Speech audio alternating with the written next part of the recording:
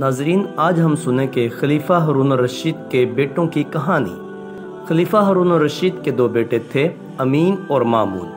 امام کسائی کے شاگرد تھے۔ ایک مرتبہ استاد اپنی مجلس سے اٹھے تو دونوں بھائی جلدی سے استاد کو جوتے پکڑانے کے لیے لگ گئے۔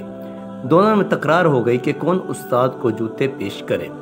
بالآخر دونوں نے اس بات پر اتفاق کیا کہ دونوں ایک ایک جوتا پیش کر دیں۔ جب ہارون الرشید کو اس قصے کا پتہ چلا تو اس نے امام کسائی کو بلایا۔ جب وہ آئے تو ہارون الرشید نے کہا، لوگوں میں سب سے زیادہ عزت والا کون ہے؟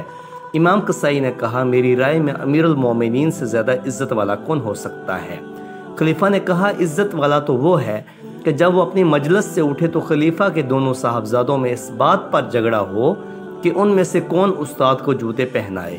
امام کسائی نے سوچا کہ شاید خلیفہ اس بات پر ناراض ہوا ہے، لہٰذا اپنی صفائی پیش کرنے لگے۔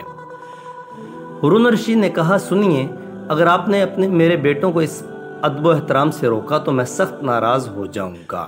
اس کام سے ان کی عزت و وقار کم نہیں ہوئی بلکہ اس میں اضافہ ہوا ہے، اور ان کے اندر چھپی ہوئی فراست کا اظہار ہوا ہے کہ وہ کتنے عقل مند اور دانا ہیں۔ سنیے، خواہ کوئی شخص کتنا ہی عمر، علم یا مرتبے میں بڑا کیوں نہ ہو، 3 افراد کے سامنے، قاضی، استاد اور اپنے استاد کے سامنے کبھی بڑا نہیں ہو سکتا۔